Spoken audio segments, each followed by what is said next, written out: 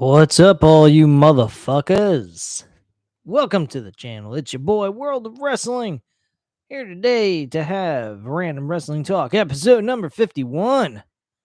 Hope you guys are having a great day here on Tuesday. Had a good day at work if you have a job, or if you're a kid, had a good day at school, all that good jazz. Got a lot of news. A lot of news for this episode. And Raw, I did not watch. I actually went out on a date with a very nice woman who I am crazy about and had a blast. Did not really care to watch Raw. I had a feeling Raw was going to suck as we are getting more news and rumors about Vince McMahon possibly going to take over creative at some point later on this year. Will I still cover WWE content? You know what? I'm gonna. I know I said I wouldn't, but I'm going to anyway because I'm going to have a blast with this until I can't handle it anymore. So there's no guarantee I'm going to continue to do it for permanently, but I'm going to continue to do it as long as I possibly can handle it. So that's all I have to say on that subject. If, God forbid, Vince McMahon decides to get his old broken down ass into creative. But overall, I think that WWE has been booking pretty good shows overall. Some of them have been whatever. I will be covering Raw on Thursday. I'm going to try to watch Raw between by the time or before Dynamite comes on tomorrow and afterwards. So I'll be able to watch the whole thing in like broken segments in a way. So I won't be able to watch the whole thing in one setting. So I will give you guys a Raw review on Thursday night. So keep an eye out for that. It more than likely will be audio format, not on a live stream. So let me go over some of the comments. There was only 3 comments before I went on air. Matt87 Eagle, sorry. Matt87 Eagle says, it's never good news when you put Vince and the word creative in the same sentence. No shit. Daniel says, WWE has a Vince McMahon problem like the Bloodline has a Sami Zayn problem. I don't know about that, but okay. Matt87 Eagle says, the only problem is that the Vince problem is a legit cancer to WWE. Yes, it is. I have to agree with you on that. I really do. I don't know, man. I really don't know. I don't understand this company. But let me go ahead and pull up this article that discusses about Vince McMahon possibly coming back to creative and what's going on with that. Just give me 1 second.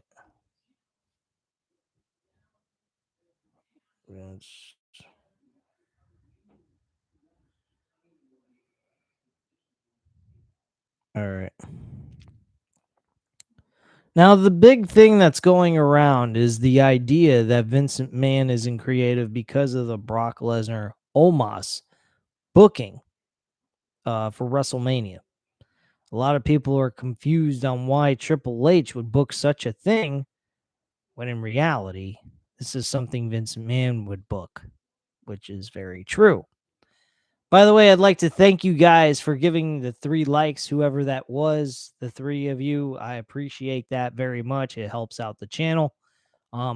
So anytime you guys are in, please hit that like button. I greatly appreciate it. All right, so is Vince McMahon back in WWE Creative, confirming the truth after Brock Lesnar versus Almost is announced for WrestleMania 39. Vince McMahon may have stepped down last year following several allegations to his name, but this week's episode of Monday Night Raw gave fans reason to believe he was back leading the creative direction. What happened between Brock Lesnar and MVP had all the signs of Mr. McMahon coming back. Lesnar showed up on the VIP lounge and actually accepted Omos's challenge for a match at WrestleMania 39. Many thought this was a swerve or a setup of some kind, but it looks like the showdown will take place at the show of shows. Many fans nervously suggested that perhaps McMahon had well and truly ousted Triple H from his role in WWE Creative. However, despite the belief, the former CEO has not returned to the creative. I don't know, that kind of cut off there. However, it must be said that the WWE Universe's fears were genuine because Lesnar versus Almost is not a match most people wanted to see at WrestleMania. The Beast Incarnate is a special attraction, and it is expected to fight top names in the business. As opposing and powerful as Almost is, he is no Gunther or Bobby Lashley, which that's the match I would have loved to see Brock Lesnar in. Him and Gunther would have been a good matchup. Giving Gunther that W over Brock Lesnar would have been a really cool thing. But my personal opinion, this match being booked, I mean, this is probably the worst match Brock Lesnar is ever going to be a part of, honestly. And yes, Matt 87 Eagle, you're 100% correct. Lesnar versus Almost is actual bathroom break. That is sad. And Bobby Lashley went against Almost last year. So go figure that one out. That's pretty fucking off the walls, if you ask me. Daniel says, can we all agree that Hunter's Creative was the best thing going for WWE? I don't want to see Triple H leave the creative role. Yes, I agree with you on that. Number one. Number two, I don't understand why in the hell we got a Brock Lesnar Almost match. It makes absolutely no sense. But let's continue on. Brock Lesnar versus Almost looks and sounds like something Vince McMahon would have booked. One can only hope that the game has something great planned for this feud. I don't see how the hell you're going to get this over. Matt Eagles says, does God exist? Yes, God exists. Thank you for the comment there, or question, actually. Vince McMahon returned to WWE after stepping down in 2022. He assumed the position of executive chairman to reportedly oversee a sale of the company he has been associated with for decades. McMahon has never entertained the idea of selling WWE, but 2023 sees him as open to the idea. According to reports, he has fixed the selling price at a jaw-dropping $9 billion. It should attract the attention of some wealthy investors who will be buying the biggest wrestling promotion in the world should they decide to open their wallets. While fans don't expect major changes to the product if a sale were to go through, it's a whole other ball game on the financial front. Share prices increased massively following the former CEO's return to the company. If he ends up selling his empire, a similar situation could be upon us. Moreover, WWE will no longer be publicly traded company. And that's it. I don't know, man. I really don't know. Matt Eagle says, do aliens exist? Okay, whatever. I believe there's aliens that exist, but they don't exist. They're on their own planet. That's all there is to it. And we're not going to be able to go there. We do not have the technology nor the finances to fucking go to another planet to find other life forms somewhere else. So that's all I have to say on that. So right there with the Brock Lesnar Omos match being booked gives people some idea of possibly maybe Vince McMahon is back in creative. I got to go ahead and watch Raw tonight. Possibly. I'm going to take an interest in watching that possibly and watch a few minutes of it just to see the feel and flow of the show for the first hour, I would say. just to get a general idea what to expect. And if it is that terrible, I don't think I'm covering Raw. Just to spare me the headache and aggravation of dealing with that bullshit. Anyway, Daniel says, I think Vince was born on Groundhog Day because he repeats a lot of stupid matches when he was still in control. I think he saw Bill Murray's Groundhog Day to do this a lot. That's a good one, Daniel. I like that. A good comment. Matt 87 Eagle says the show is boring.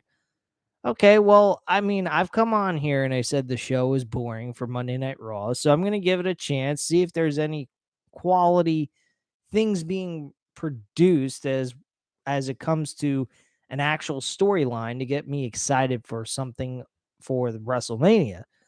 I'm not going to go based fully on what JD from New York 206 says. I follow his channel on a nonstop basis week to week, but I like to formulate my own opinion instead of just going strictly off of one person. He is a very intelligent guy. I will give him a lot of credit for that. He does scream a lot, but hey, I can come on here and do the exact same thing. That's why I subscribed to his channel back in 2015. So he reminded me a lot of myself.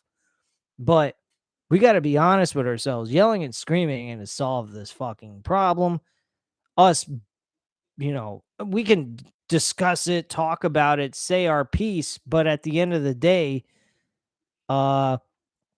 there is nothing we can specifically do about it. We have nothing but the choice to either watch it or not watch it. We can talk about all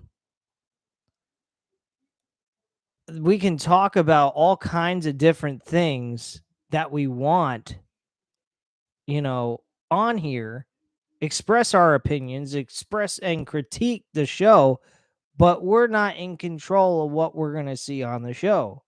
The people running this piece of shit company is the ones that are going to tell us what to do and how to do it. So anyway, Matthew Consuelo says, is JD in his prime? I would have to say he is. He is on point. He is getting subscribers out the wazoo. Unfortunately for me, I am not. I need to get some improvements made on this channel. I am getting a 1080 HP webcam for the show, so you will see an improved quality when you watch. So I will be doing that eventually. It'll probably be in the next month or so. I think by Christmas, not Christmas, my birthday, which is in April, I will have a new webcam for me to use on the show, so that you guys can enjoy seeing it in a better picture quality instead of looking at a fuzzy picture of myself. Cat Inkpen says, stupid YouTube. I had to landscape to say hi.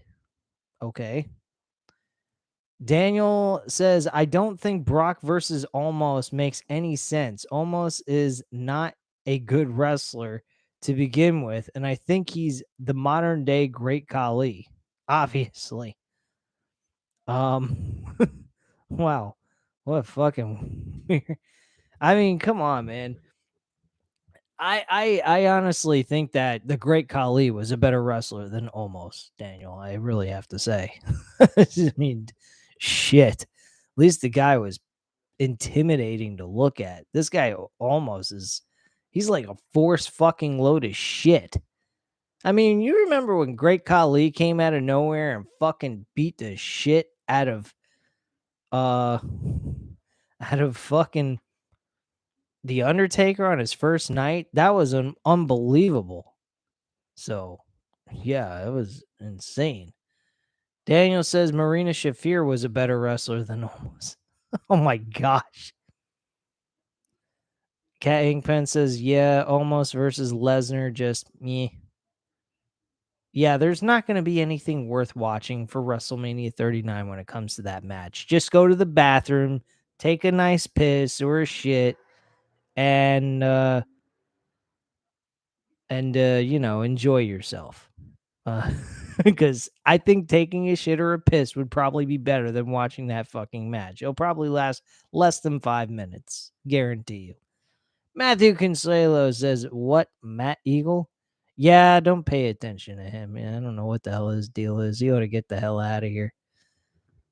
I'm not even any stupid comments that come out of people's mouths. I'm not even gonna read their comments. So if you want to leave dumb comments, go ahead, but I'm not reading them. You're not here seriously to be a part of the conversation of pro wrestling." Matt 87 Eagle says, actually, the most entertaining part of JD's review was when he went off about how edgy emo music is garbage, even though I have to disagree with his thoughts about 3 Days Grace. He went off about emo music? Are you fucking serious? Oh, man, I got to go back and watch that review. That was for the Raw review, right, Matt? Matt 87 Eagle? Because we got two Matts in here. I want to get things confusing. Daniel says, I think Logan versus Seth is a better built up match than Omos versus Lesnar. Yeah, of course it is. They have a reason to be doing something. They did something at the Royal Rumble that caused an idea to come up about them doing that. So it is what it is. Matthew Consuelo says, should we have 2 nights or 1 night of WrestleMania? I think we should have 1 night of WrestleMania, and I think Trips believes we should have the same thing, because I got an article that will make you guys go, what? This is getting the wrestlers upset with Triple H. I kept coming across articles saying Triple H has got heat on him from the locker room. I'm like, what? From what? What is he doing? That was so damn horrible. Like, what the fuck? That doesn't make any sense. So I was like, okay, I got to look into this article. And I found it, and I'll explain to you guys what it was. Cat Inkpen says Hubs was so bored last night watching Raw. Did he actually turn it off in the middle of the show, or did he actually sit all the way through it?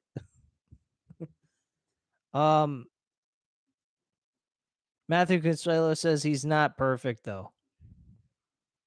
Oh, Triple H? Yeah, I mean, he's not perfect, but he's a hell of a lot better than Vince McMahon. I will admit that. Shit. SmackDown shows are way better than they used to be. Jeez. All right, let me go into this thing why Triple H is being hated on by the wrestlers in the back. Give me 1 second. I'll pull this pitch up.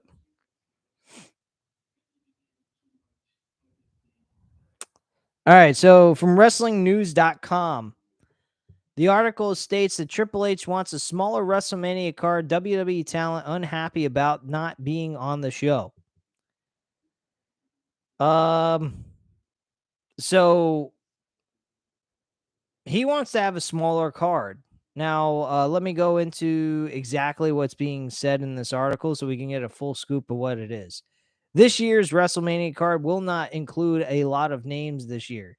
WrestleNews.co is told that Triple H wants a small card this year, which means that a lot of names that have been working on TV and live events throughout the year will be hanging out backstage during the show. In prior years, there was an effort to include as many wrestlers on the card as possible, and a battle royal would be added to the card to at least give the undercard a chance to be featured on the show. We're told that this year there's no battle royal planned. Thank Christ for that. That is a good thing. And only a small handful of talent are being used. There's also some unhappiness about some of the slots on the show being used by legends and celebrities.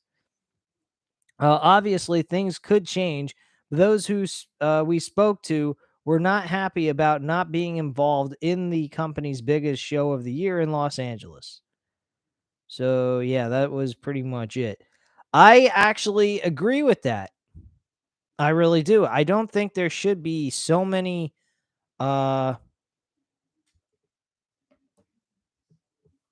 there's so many you know, things that, there's so many fucking talent. You don't need all that fucking talent. Truthfully, we got 2 nights. We should be looking at NXT takeover type style shows. We should be looking at 5 matches per night. Maybe 6. That's it.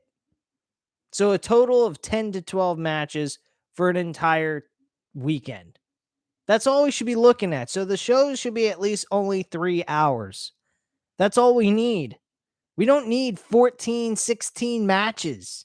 That's insanity, folks. We don't need all of that. That's overkill.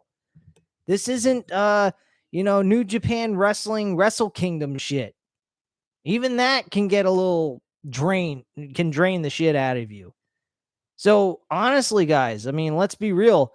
We need a show that is reasonable with reasonable storylines that have been well worked on and booked properly. Now, unfortunately, Brock Lesnar almost is not one of those matches, but we'll make an exception because we ain't got much of a fucking choice. But at least the rest of the card can be looked at as something reasonable and worth looking at as a serious built up match for each one of the matches on the card. So far, I mean, we got Charlotte Flair and Rhea Ripley. That's got a decent storyline to it. It's based on history of what they've done in the past. So that's a good thing. We also have Roman Reigns and Cody Rhodes for the World Championship belts. That makes sense. He won the Royal Rumble. His whole operandi since he's come to WWE, Cody Rhodes, is becoming the World Heavyweight Champion. So that makes sense too. We have Alexa, Asuka and Bianca Belair. That's going to be a good matchup. That's not really got any much. It doesn't have a whole lot of story into it outside of Asuka winning the Elimination Chamber. But I do expect this match to be a very entertaining matchup for all of us to watch. So expect a good banger of a match. That is at least the one good thing that you're going to get out of this. Storyline wise, not so much, but it still does make sense because Asuka won the Elimination Chamber to earn a spot at WrestleMania against Bianca Belair for the Raw Women's Championship. So all in all, it's still a good matchup and booking decision idea that they came up with at the end of the day. So that's all really I have to say on that. We're gonna get Kevin Owens and Sami Zayn versus the Usos for the tag team titles. That's an obvious thing that's going to happen, no doubt about it. And that's got great storyline built up into it as well. So there's a lot going on for the WrestleMania pay-per-view card. So I do expect, despite that one match booking, I think we are going to see a very good amount of matches that we're going to have an investment in, as well as the I forgot to mention the Seth Rollins and Logan Paul match will be a good one. I mean, I'm not a fan of Logan Paul personally, but as a wrestler, I think he's pretty decent and very entertaining, especially a match he had against Roman Reigns this past year in November at the Saudi show. That was a fucking great matchup. Um, Anyway, let me go in the comments because we are getting comment after comment from several different people. Here we go. Cat Inkpen says, nope, he watched all the way through. I don't know why I wanted to watch Next Level Chef. Gee, I could probably understand why, because Raw sucks ass.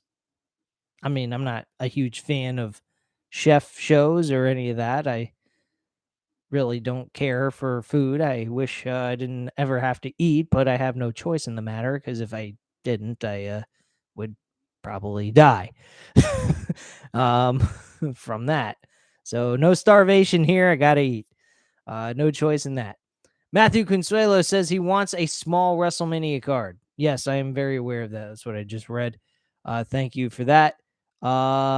Cat Inkpen says I'm still waiting to see what they're gonna do with Alexa.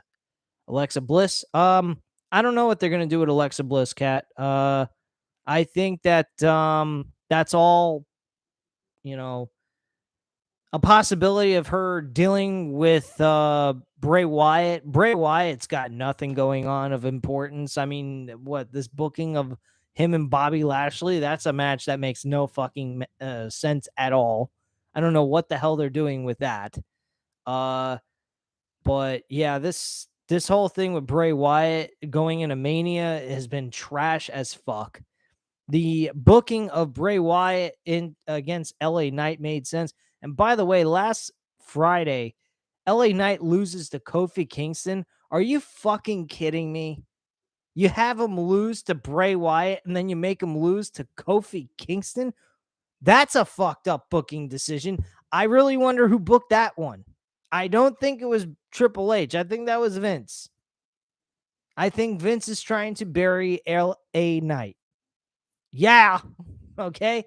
I think he's burying him. And if we see him lose again, we know that is what's going to happen. I think we are going to see WWE revert right back to where they were. We're going to see all the characters that we've been actually enjoying and investing our time in go away after WrestleMania. I guarantee you. It may not happen immediately, but it will happen. Matthew Consuelo says, I meant to put involved. Okay. And then he says Bray Wyatt fell off. Yeah, Bray Wyatt has fallen off since he's made his return. His return has not been all that impressive. His storyline with LA Knight was great.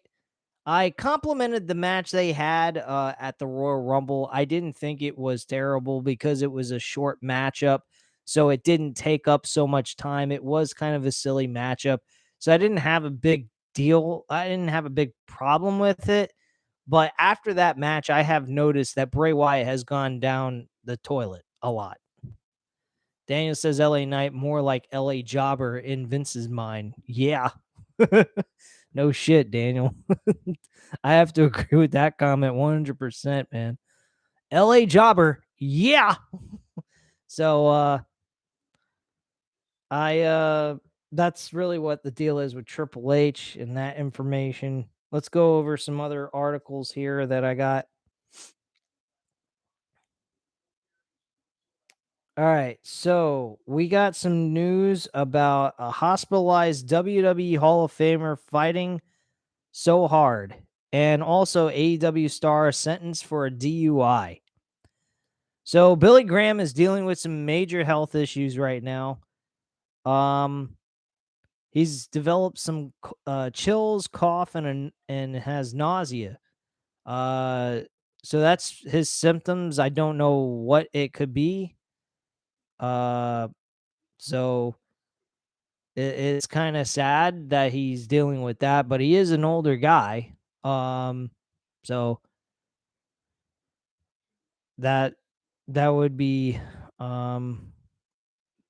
pretty much an explanation of why he's dealing with what he's dealing with. So let's go on here to Jeff Hardy. This is the information about Jeff Hardy, the former AEW WWE star. Jeff Hardy had his driver's license suspended for 10 years for last June's DUI in Florida. Oh my gosh. 10 years you have your license revoked. Traveling around is going to be pretty fucking difficult. I mean, he has money so he could get Uber. On Thursday, Hardy submitted a written plea of nolo condriere to all charges. A nolo condriere is where a defendant agrees to accept punishment but does not accept or deny responsibility for that in which they are charged. Okay. So he's accepting the responsibility, but also at the same time denying anything. That's pretty fucking wasted out. According to the report, Hardy had been charged with one count of DUI, one count of driver under suspended, canceled, revoked license, and one count of driving while his license was restricted. It was the third DUI for the 45-year-old Hardy. Here's his full sentence per Volusia County court records. A 38-day county jail sentence with 38 days credit for time served. 2 years probation. Good luck. He's going to have a lot of he's going to have a lot of P tests. And just proving he's not under the influence of any drugs. $4,586 in fines and court fees. So that's putting him under the financial bind. A 10-year suspension of his license and 2 years with an interlock device and 90-day vehicle impoundment. Oh my gosh.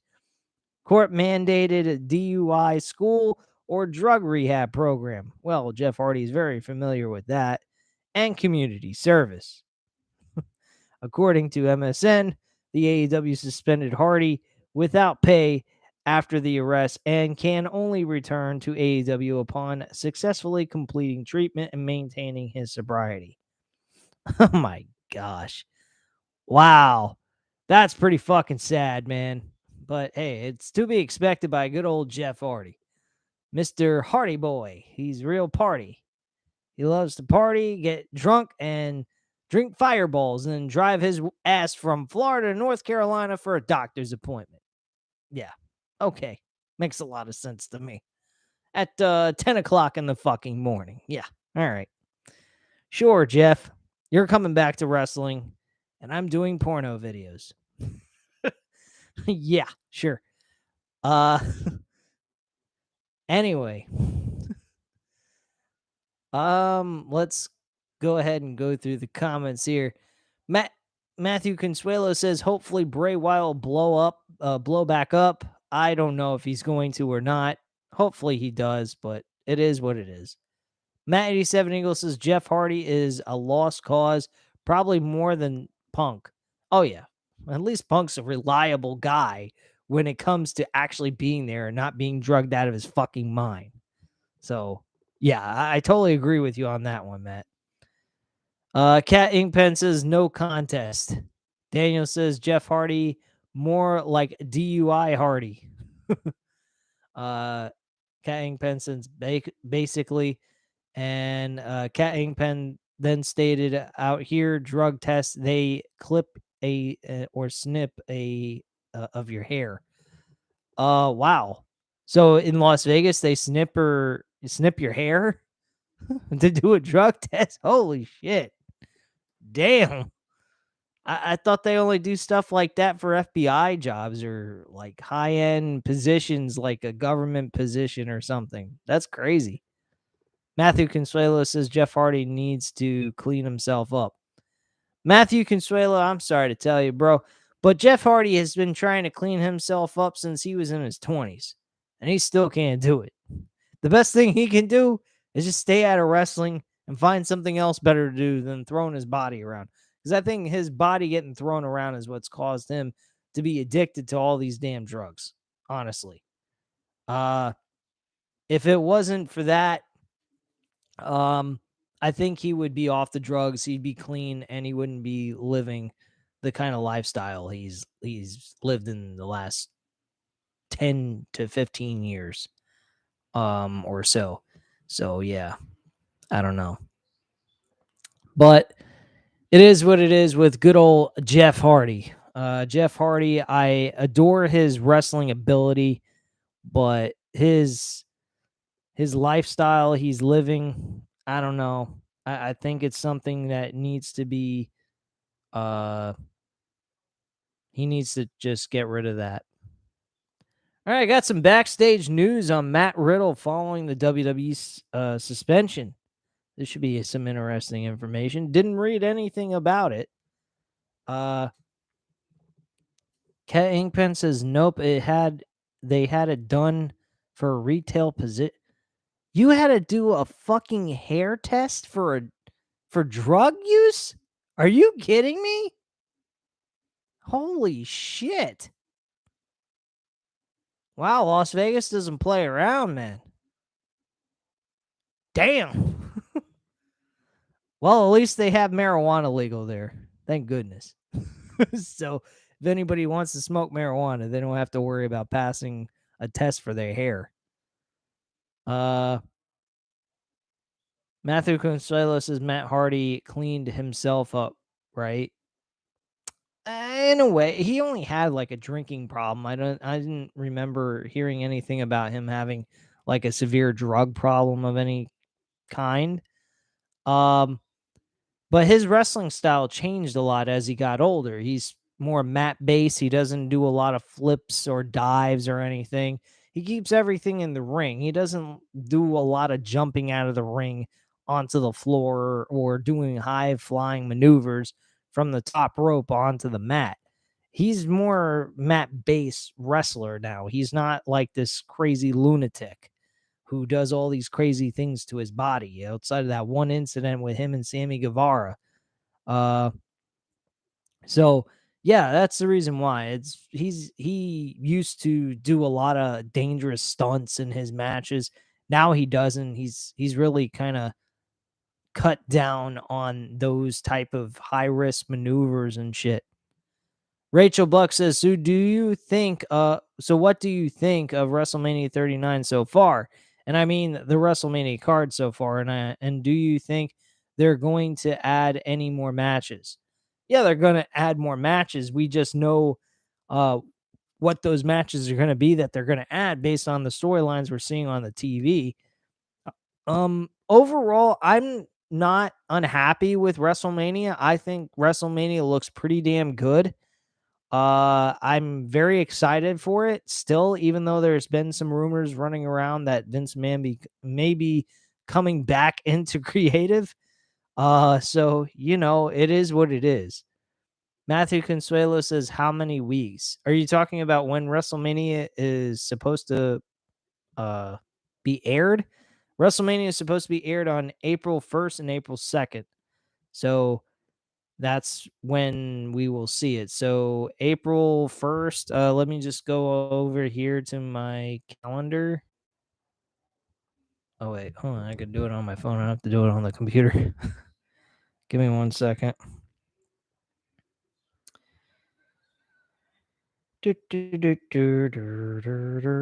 Okay, let me go to calendar. So we technically have 1, 2, 3, 4, 5 weeks left. That's how many weeks we got left over. So about 5 more weeks, Matthew Consuelo, we will have WrestleMania. By next week, it will be 4 weeks we'll have to build towards WrestleMania, and then that'll be it. Rachel Buck says there are only 2 bad matches, and that is Brock Lesnar versus Almost and Bobby Lashley versus Bray Wyatt. That is it. The rest of the card looks good. Yeah, I agree with you. I think the card does look good. I don't know if they're booking Bobby Lashley versus Bray Wyatt. But as we could tell from Brock Lesnar and Bobby Lashley, that was absolute garbage. How do you end a feud with a low blow disqualification? Seriously, how the fuck do you do that? You continue on where you left off, and you booked the fucking idea that I said once before. Have an MMA fucking match inside of a Lion's Den cage match and have these guys actually go MMA style with each other. So that's what I would fucking do. That is pure insanity. They could end a fucking feud on a disqualification. That is fucking garbage. Unbelievable. How the fuck can you do that? I mean, I'm not going to deny this. The fucking feud sucked. Okay? I will admit that. The matches sucked. They weren't great, but still, you're going to book them 3 fucking times. Book it with a legitimate ending, not with a disqualification, for God's sakes. What a bunch of fucking morons. Bunch of dipshits, man. Matthew Consuelo says, "Will you be live for WrestleMania 39 on night 1 and night 2? Yes, I will be live. I will at least try to be live. I mean, April 1st is my birthday. So I mean, I don't know if I'm going to be here live for that, but I will be. I will either do a live stream of night 1 and night 2 on Sunday after WrestleMania is completely done, but I don't know if I'm going to do a night 1 live stream and then a night 2. How old will you be? I will be 35 on April 1st. Rachel Buck says, and did you hear that they're going to do Brock Lesnar versus Almost? Yes, I'm very aware of that. And do you think Vince picked that match? Yes, he did. There is no fucking way in hell. There's no fucking way in hell that this is not a Vince McMahon booking decision. So, yeah, there's no way. Anyway. Let's see here. Cat Inkpen says, how old is Dirt Matthew? Who's Dirt Matthew? What are you talking about, Cat? Are you talking about Matt 87 Eagle? Or Matthew Consuelo? I don't understand what the hell you're talking about. How old is... Oh, you're asking Matthew how old is Dirt. Okay. Hey, wait a second. You talking about me being Dirt? If you're being mean to me, I'm gonna get really pissed off at you. We're live here. I'm not mean to you on your live streams. I'm not a dick. Well, actually, maybe I am sometimes on your live streams on Twitch. But I've gotten better with that, so leave me alone. Daniel says Bobby versus Brock Lesnar sounded great on paper. It sounded awesome, but in reality, we got bad matches and result. Okay, but couldn't we have gotten an actual ending maybe? I mean, that would have been nice. I mean, you end it with a disqualification low blow. Like, that seems very fucking weak. And then to go off of that, we book Brock Lesnar versus Omos. And apparently, Omos has a thing with MVP, which Bobby Lashley has a thing with MVP as well. So, and these two had a feud with each other, and then also Bobby Lashley had a feud with MVP on top of it. None of this shit makes any fucking sense, honestly. Just saying. Rachel Buck says, if Cody beats Roman at WrestleMania, how long do you see him holding the title, and who do you see him facing after WrestleMania? Honestly, if they can get Randy Orton out of this injury situation he's in, if he can return back to wrestling after WrestleMania and compete, I would book him against Cody Rhodes for the world championships. That I would definitely do, and have Cody go over on Randy Orton. I honestly do not see Cody beating Roman Reigns. If there is any slight, even belief that Vince McMahon is in creative powers at this point, or has any influence on creative, which clearly he does, I don't see Cody going over Roman Reigns. I really don't. I do not see Cody going over Roman Reigns. I see Roman Reigns beating Cody Rhodes. I do not see a title change taking place. I don't think there is a title change needed at this point in time with Cody, with the kind of booking they put him under. And I think it was done deliberate, because this is a guy that came out of fucking nowhere. Okay. He came out of nowhere from another wrestling promotion where he most of the time shit on WWE. And then all of a sudden, he's right back where he started from when he was a young kid, starting out in professional wrestling. And he shit all over WWE all that time he was away. You think for a solitary second, look at the booking history with Vince McMahon. Vince McMahon does not book anybody good when they have come out of another promotion. This thing with Cody Rhodes is a little different, and they're making him look good. But when it comes to the end of the day of getting that feel-good story at the end of it, you can guarantee this. Cody Rhodes will not be walking out with that fucking championship. Remember in WrestleMania 31, we were in California. Yes, folks, we were at California. And we had, it was SoFi State, or not SoFi Stadium, Levi Stadium for this, where the San Francisco 49ers play. And they had a match with Triple H and Sting. And guess what happened? Guess what fucking happened? Sting lost. Sting fucking lost to Triple H. He didn't get the win. He didn't get shit. He got buried. He lost. Then he lost again against Seth Rollins in the Clash of Champions in 2015. So, folks, I can promise you this. There's a high probability that good old Cody Rhodes is going to lose. I would like to see him win, but I don't think it's going to happen. Just saying. I think Vince McMahon's going to fuck up his moment. He's going to tell him, no, he's not losing it this pay-per-view. He's going to lose it at the Saudi show. That's when Roman Reigns is going to lose the fucking title.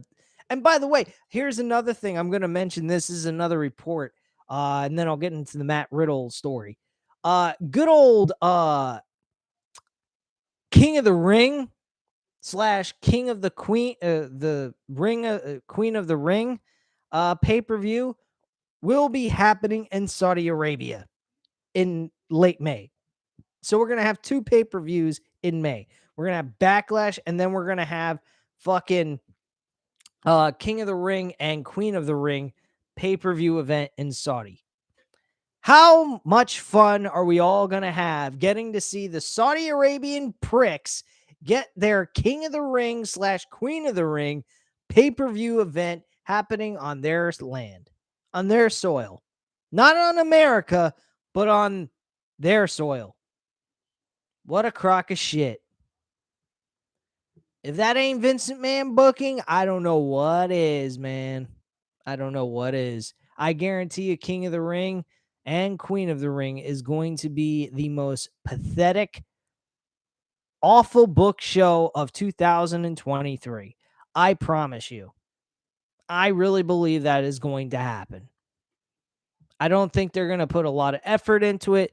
Every time they go to Saudi Arabia, they are not putting any kind of effort, and I'll tell you why. They're getting paid to have a show there. Those people don't fucking know what is good wrestling. They're just happy to just be there, and that's it.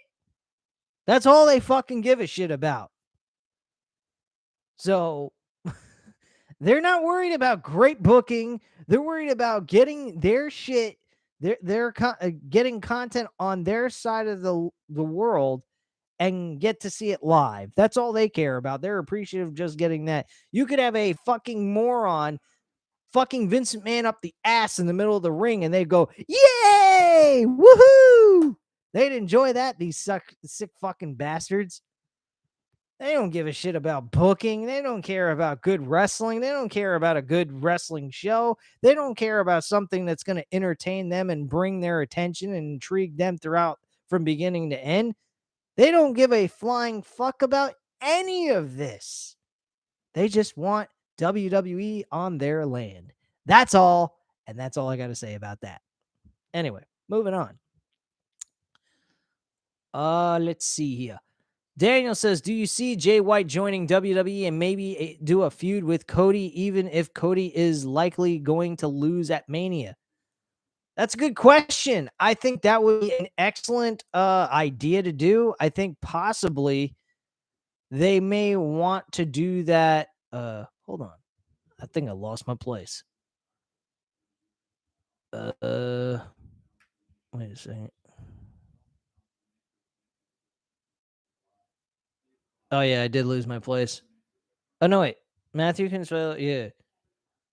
Oh, okay, here we go. Matthew Consuelo said, will Jay White show up at WrestleMania or after WrestleMania? He's going to show up after WrestleMania. That I can guarantee you. They're not going to bring in a newbie guy like Jay White and have him just show up out of nowhere. I mean, they could have Jay White fuck over Cody Rhodes to build this idea matchup that Daniel was mentioning, but I don't know. I really don't. Rachel Buck says, so what what you're trying to say is Roman Reigns is going to hold the title and have Gunther beat him at SummerSlam because they're going to push Gunther? No, that's not what I'm saying. I'm saying that Vince McMahon's going to fuck up Cody Rhodes's moment because this is the time to do it. If you're going to have Cody win, you do it at this pay-per-view. This is like what they did to Bray Wyatt in 2019 in Hell in a Cell with Seth Rollins. Seth Rollins should have lost that fucking Universal Championship to Bray Wyatt inside the Hell in a Cell. And if you had no intention of having him win, then you should have just never booked the match in the first place. Now, this is the same situation, only a little bit different, where Roman Reigns has been on an amazing hot streak, has been doing very well as Universal / WWE champion, and he's done a good job, and they booked the character very well. But this is the time, the place, and where you should actually book this match. If you book this match to have Cody lose and then have Cody win at the Saudi Arabia show or at Backlash, what kind of real moment is that at all? There is none. It's a joke. You have him win in a big fight feel in a big moment like WrestleMania, and you have him walk away as the fucking champion. Or you never have Cody walk away as champion at all. You never book the match again. And we move on to the next contender. And I honestly feel at SummerSlam, Roman Reigns should lose to Gunther. That's what I think. That's who should beat him for the fucking championships. That's all I'm going to say on that subject. Plain and simple. And by the way, the booking idea of Drew McIntyre, Sheamus versus Gunther for the Intercontinental title works out fantastically, and I'll explain why, because I was against the idea, and now I'm understanding why this is a good idea. They could have Sheamus do the bro kick to Drew McIntyre, and Drew McIntyre gets pinned for the loss, and Gunther can move on to something else. He has done a lot for this championship, and to have him lose the title in that fashion would be a lot better than him losing it with him flat on his back and being pinned 1, 2, 3 or submitting to his opponent. So I actually think that this will work out for the best because they won't have to have Gunther be the one to take the pinfall. It'll be Drew McIntyre being the one taking the pinfall instead. And he can afford it because he's been teaming with Sheamus for the majority of 2022. Well, not the majority, but throughout the entire fall and winter of 2022. He's been doing a lot with Sheamus. So the idea of him losing to Sheamus is not a bad idea. They could feud over that championship. That would be a nice title for them to fight over, and it would also give the Intercontinental title some prestige to have some big names chasing after that belt and competing over it. So that I do like that idea a lot, and now am behind the idea at this point. So Gunther does not have to suffer the pinfall. He'll just be losing the title at the end of the day. That's all I have to say on that subject. Moving on. Matthew Consuelo. Let me answer Daniel. Do you see Jay White joining WWE and maybe do a feud with Cody, even if Cody is likely going to lose at Mania? I think that would be a fantastic idea. I think that should be built up all the way to SummerSlam. They should do bits here and there, kind of implementing the idea of that match taking place. If they go ahead and have Cody win, I think it would be a cool idea if they save that for SummerSlam. I think that would be a great matchup for SummerSlam. Jay White and Cody Rhodes in the main event, two New Japan Wrestling stars that were part of the Bullet Club at one point in their career, competing over those two titles. That would be fucking awesome. I'd love to see that. Matthew Consuelo says Vince McMahon is not going to allow Cody Rhodes to win, but people will go after Triple H. If they go after Triple H, they're foolish. I don't think that anybody would believe that Triple H would actually do something that stupid. And if they do, they're fucking idiots. They don't know what's going on behind the scenes because they're not paying attention to the dirt sheets.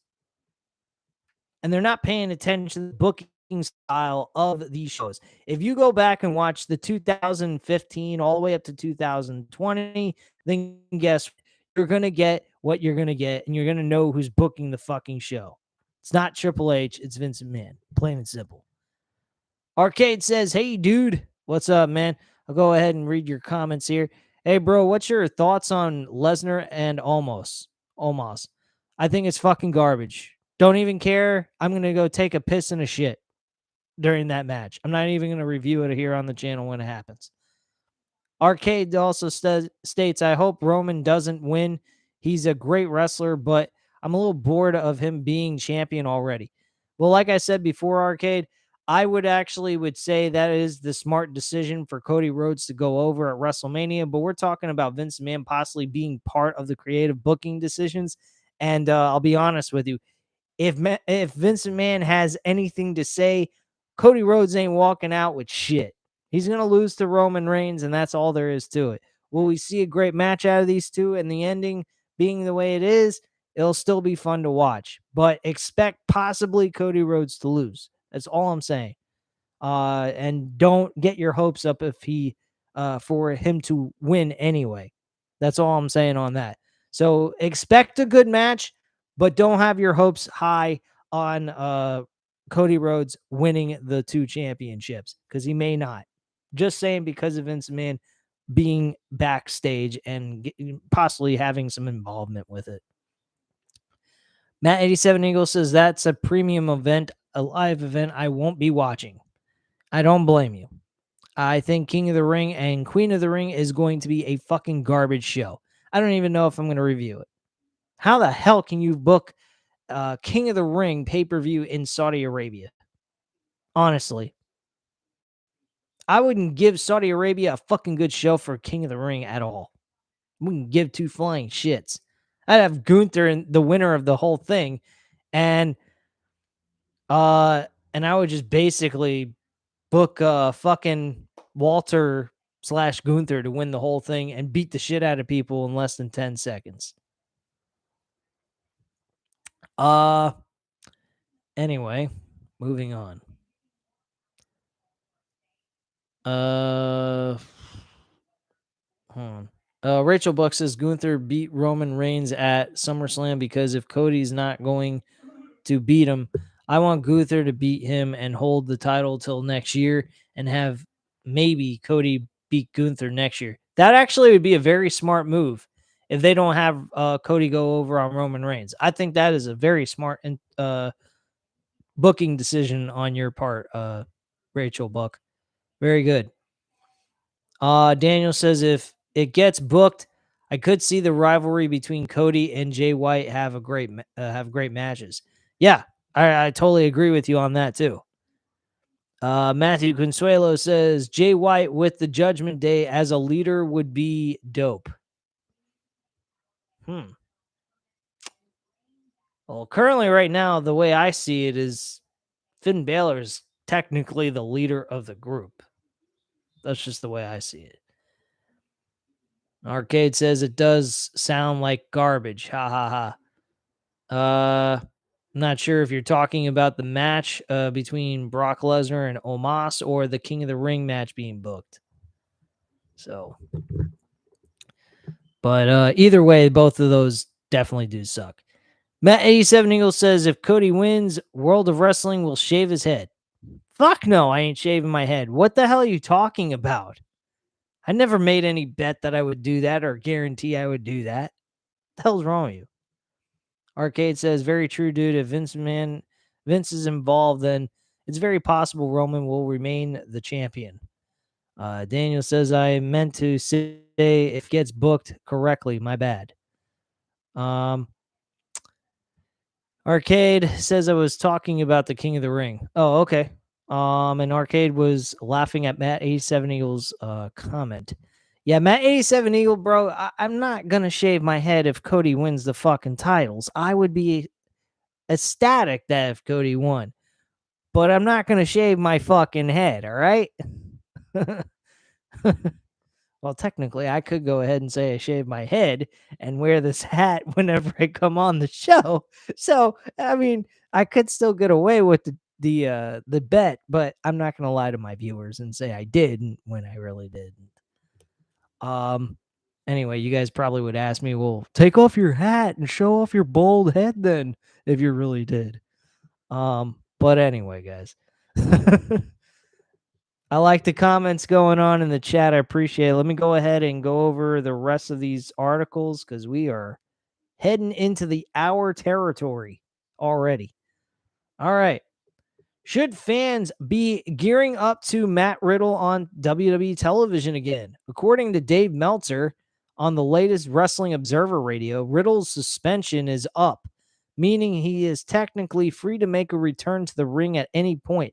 However, he's also pointed out that sometimes when a wrestler isn't on the WWE WrestleMania card, they can be held back until after the show, meaning that a return for the former U.S. champion might be held back until after the greatest stage of them all. Of course, it is not confirmed that Riddle isn't going to be part of the WrestleMania this year, but he hasn't been seen on television since December 5th episode of WWE Raw, where he was written out of storylines following an attack from Solo Sikoa. Well, actually, that could be a good idea. Matt Riddle versus Solo Sikoa at WrestleMania. That would be a nice little grudge match if you really want to get technical.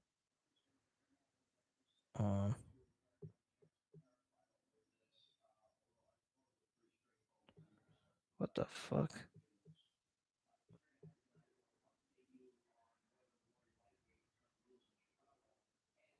All right.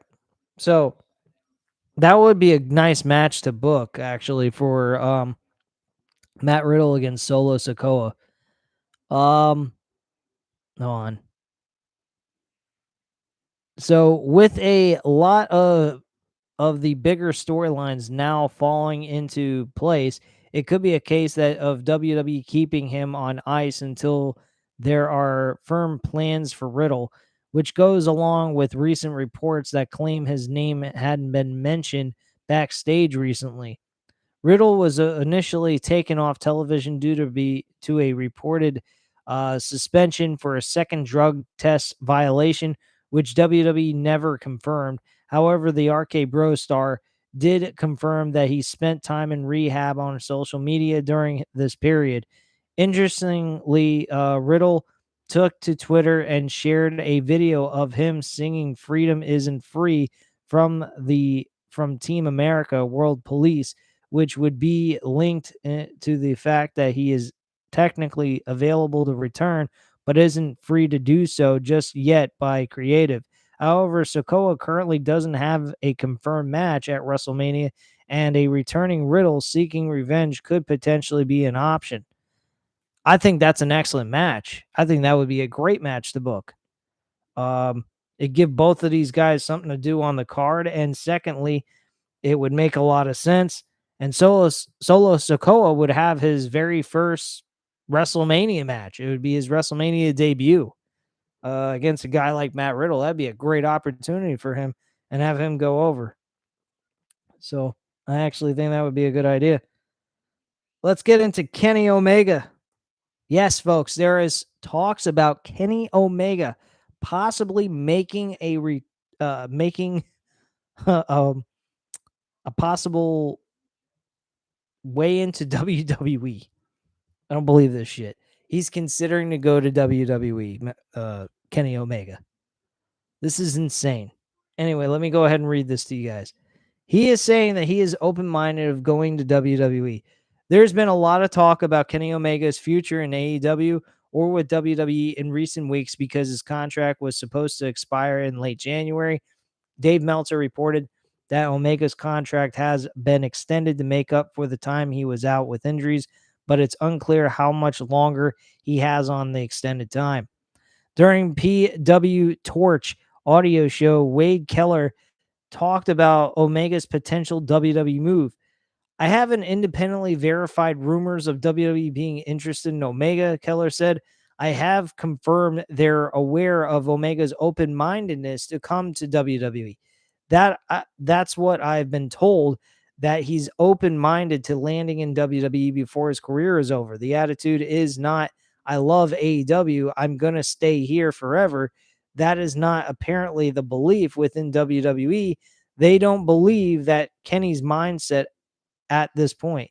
They don't believe that's Kenny's mindset at this point. Keller continued, Omega is valued within WWE from what I can ascertain by people whose opinions count, but he's not seen as at this stage as a wrestler who is so good in the ring that they're just gonna do anything to get him. I think that they are very happy with their roster. I think that they have a lot of great wrestlers who are at Kenny's level. Kenny would be a good addition.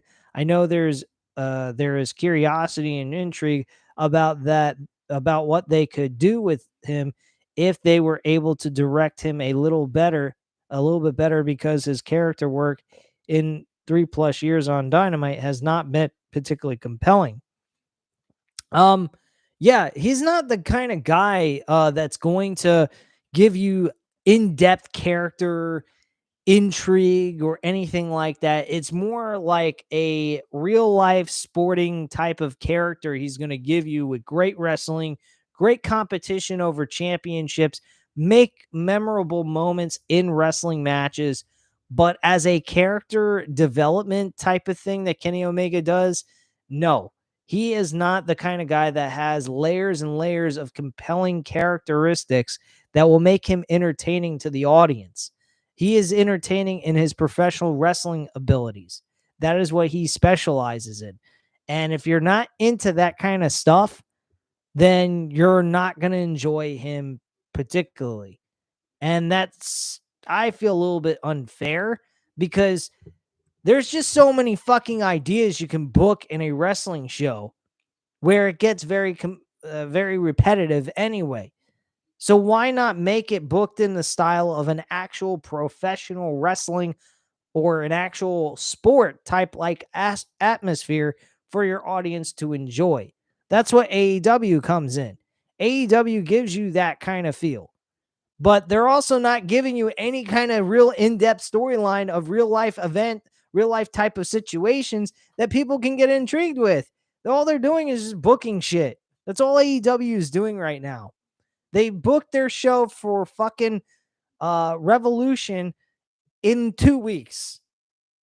2 fucking weeks. The only thing they worried about was Jon Moxley, Adam Hangman Page, and MJF and Bryan Danielson. That's all we got to see built up for this pay-per-view. And then everything else has been rushed and shoved into this fucking show 2 weeks before the show is supposed to go live on March 5th. I will be off on March 6th, the day after. So I will be covering it in audio format. I will not be going live. It will be late. I'm pretty certain they're not going to get the show done till like 12 o'clock in the fucking morning. So I'm not going to be here live covering the show. But I will be off from work on March 6th. So I will give you guys a audio format and give you guys my viewpoint on the entire pay-per-view, how I felt about it, and just give you my ratings on each match throughout the entire review. So that's basically what I'm going to do. I'm not going live for AEW Revolution.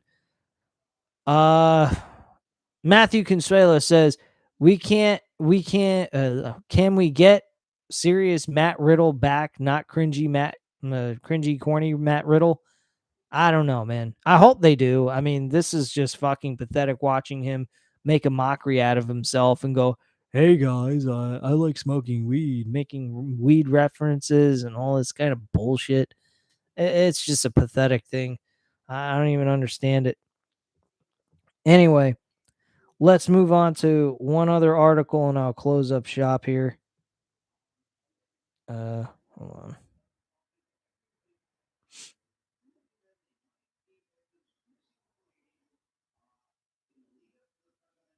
Okay, hold on a second.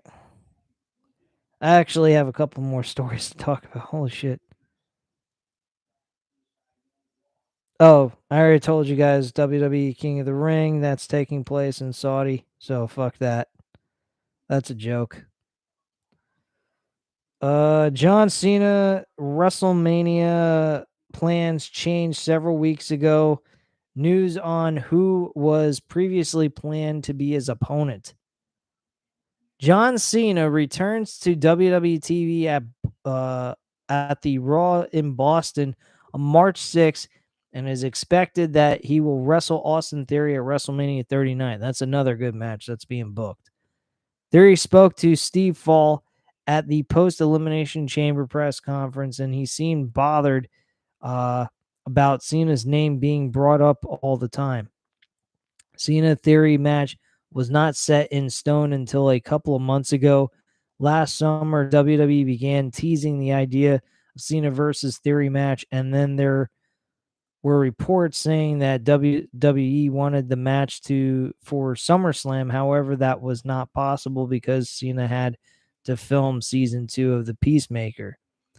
Sometime in the fall, WWE had Cena penciled in for a match against Logan Paul.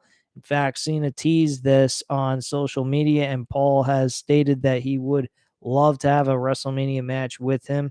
That was the match that was planned as of December, but by January, they pivoted to Logan Paul versus Seth Rollins. The plans for Cena changed, and they are back to Cena versus Theory, and those were talked within WWE say that Cena absolutely believes that Theory has the tools to become a main eventer, and people in the company sees things in Theory that fans have not seen yet. We don't know what the finish will be for the match, but those we spoke to believe that Cena is coming in to help put Theory over. Obviously, that's going to be the right decision to go with. You don't need Cena beating Austin Theory with title or without the title, regardless, for the U.S. Championship. WWE officials are said to be very happy with Theory's progress, and he's being looked at as one of the names who can help carry the company for the next decade or so. Yes, I am very satisfied with Austin Theory. I've watched Austin Theory in Evolve before he ever came to WWE/NXT, and he was superb. He was an excellent asset to the company of Evolve. He did some really good stuff. He has a really good personality, one cocky son of a bitch for a youngster. Reminds me a little bit of MJF. MJF is quite better than Austin Theory when it comes to charismatic enigma, charismatic, being charismatic or having charisma. Um, so he's really good at what he does. He has a lot to offer to the main event scene in the future. Um, this match with John Cena is going to be fantastic. I don't see this match being a shit match. I think it might be probably a match stealer of a show stealer. Um, and I think that this match between these two are going to be fucking fantastic. I think we are all going to be very pleased on what Austin Theory can deliver with a big name star like John Cena. And of course, John Cena will do what he needs to do to get Austin Theory over for his matchup in this big WrestleMania main event. This is going to be the biggest match, not WrestleMania main event, but the biggest match that Austin Theory has had in his entire career. This is huge for Austin Theory. It's make or break for Austin Theory. If he goes into this match with John Cena having a terrible matchup, this will ruin his career. He has got to be on point. He has to bring his A game, and he has to work really hard and do whatever he needs to do to get the people's attention and get people talking about Austin Theory, because this guy is going up against one of the biggest names in the business. So he better put up or shut up. Personally, I don't see Austin Theory is going to have any issues doing that. I think Austin Theory will deliver on what he needs to do to get us intrigued by him becoming possibly a main eventer in the future. I do see that this guy is the future of WWE. The only other way he could lose that spot is they bring MJF from AEW over to WWE. That's it. Plain and fucking simple. Otherwise, this guy owns WWE. He is the face of WWE. He is the next John Cena of WWE. That's just the way I feel about it. That's how I feel. And if you guys don't agree, well, you know what you can do, leave a comment in the chat right now. I'll give you guys a few more minutes or a few more seconds to do so. But otherwise, I'd appreciate it if you did like this video. Hit the like button. I greatly appreciate that. Hit the subscribe button if you're not already subscribed to the channel. And of course, as always, leave a comment down below. I'll definitely get back to you on that. And I thank you guys very much for watching. And there's nobody leaving a comment in the chat. So I greatly appreciate you tuning in. Hope you guys have a great night. And I'll see you again soon. Bye.